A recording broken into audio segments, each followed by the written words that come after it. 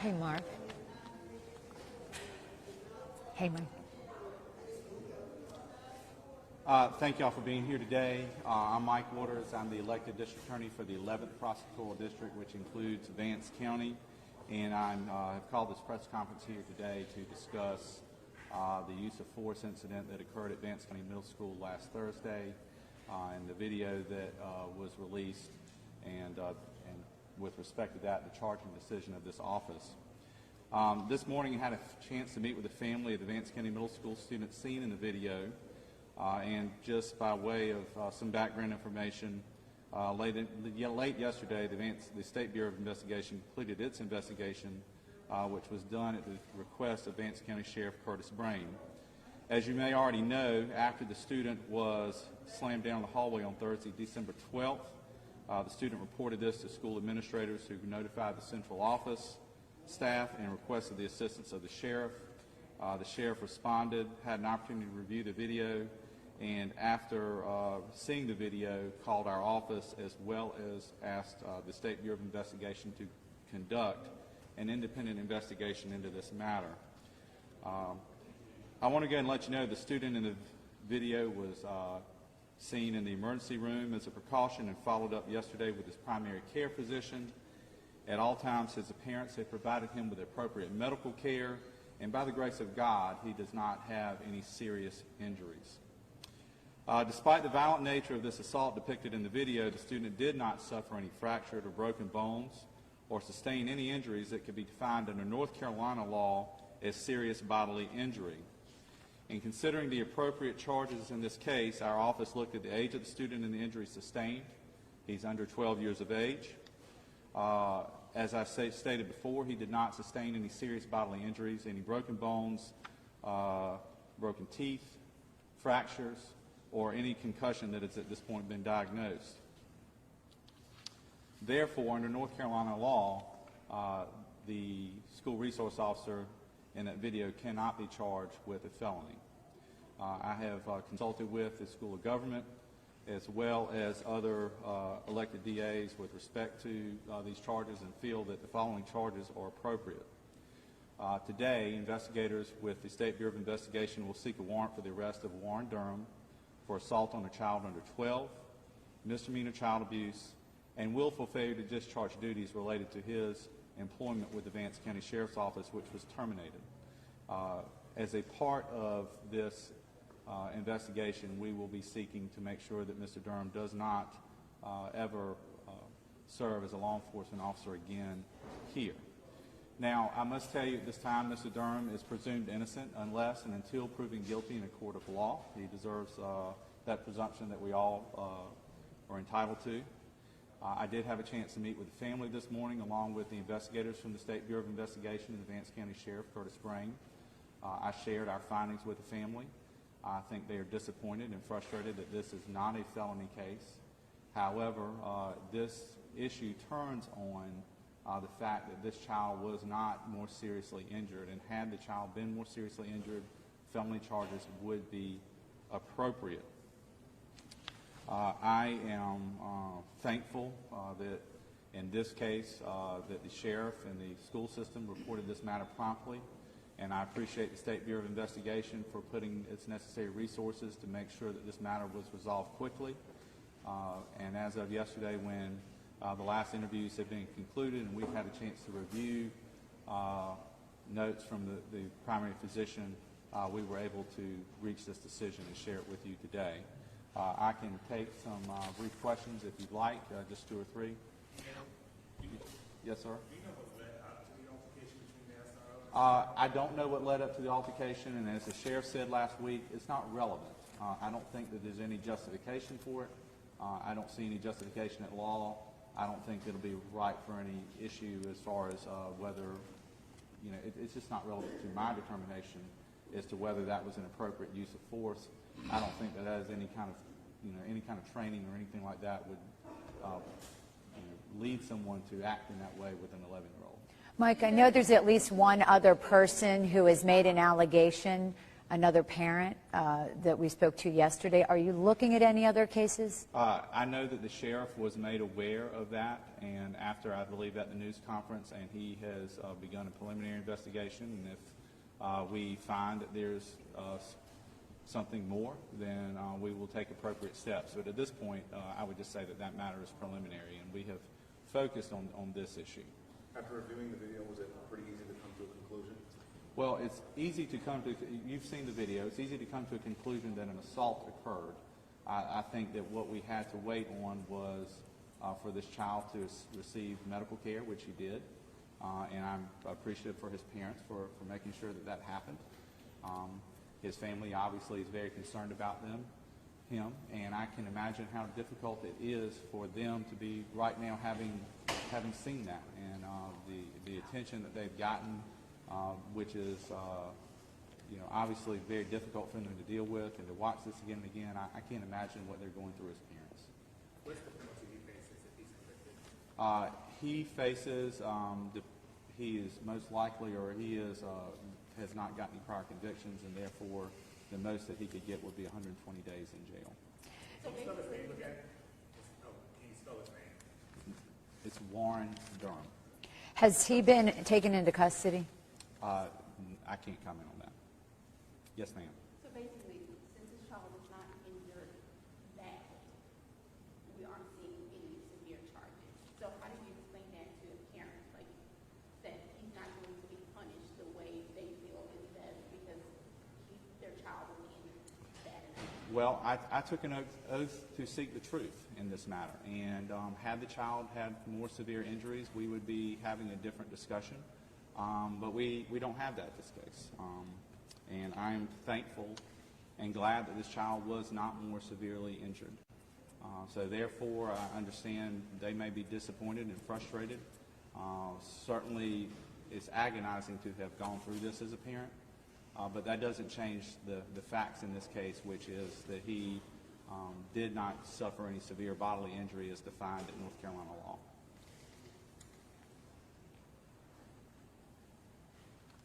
All right. Thank you. Thanks, Mike.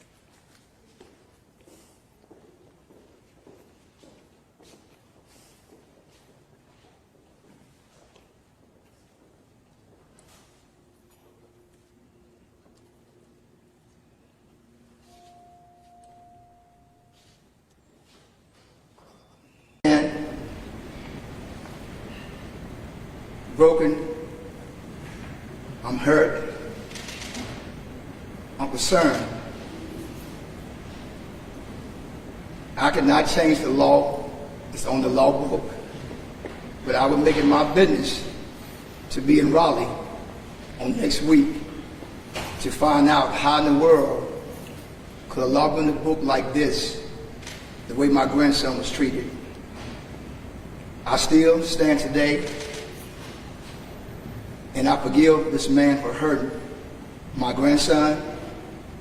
My son walked out the meeting this morning, he's hurt. The mother of my grandson walked out the meeting this morning, she's hurt.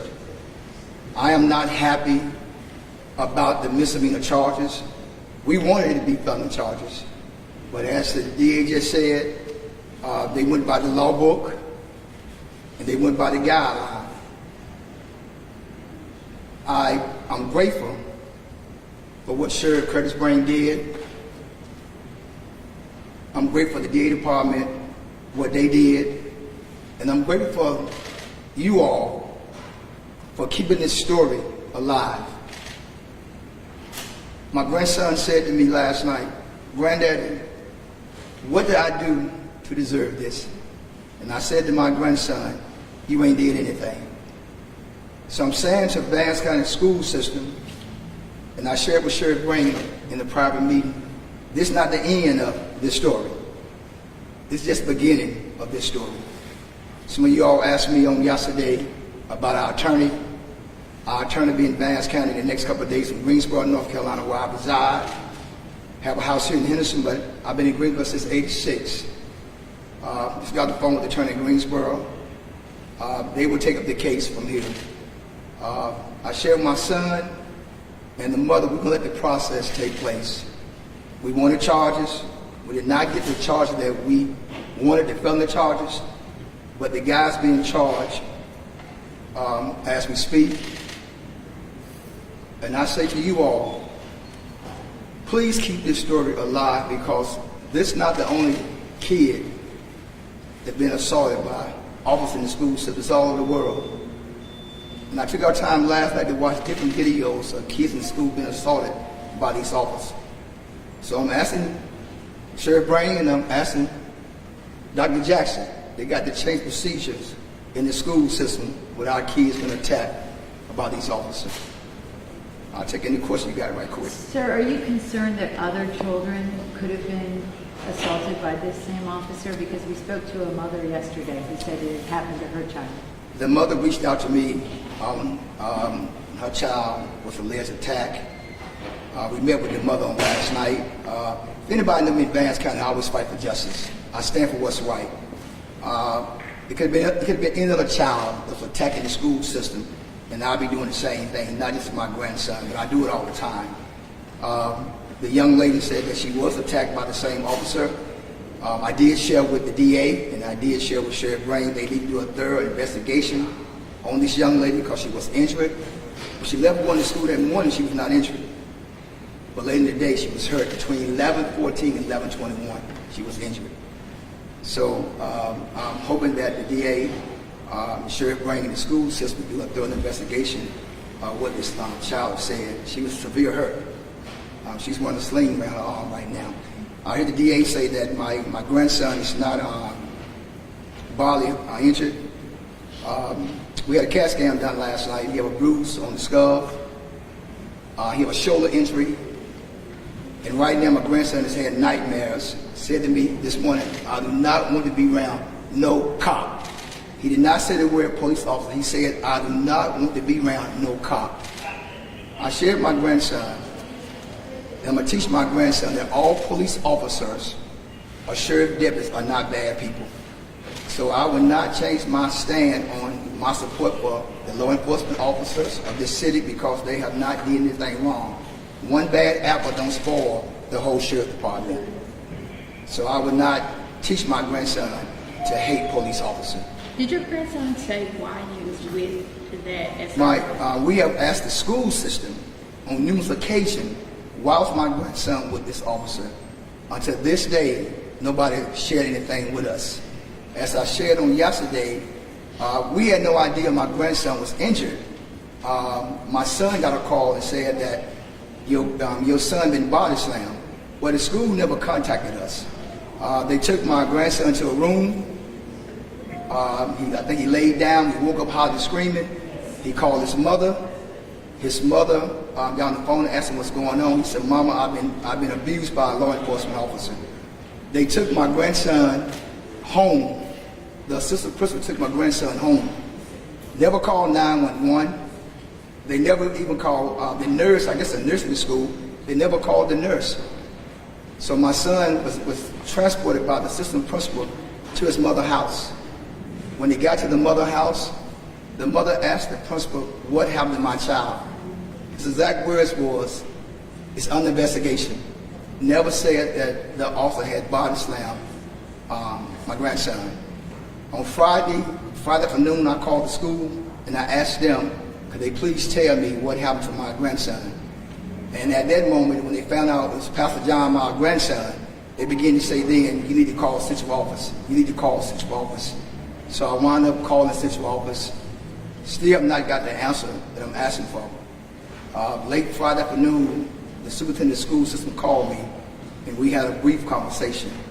He shared with you all on yesterday that he apologized to the community. When is Dr. Tony Jackson going to apologize to me and my family? My grandson was attacked, not the community. My grandson was attacked, not the community. Do you feel like if you hadn't have pushed it, this wouldn't have gotten the proper oversight? No, I believe in my heart, as the DA said earlier. The ball game got rolling before I got involved.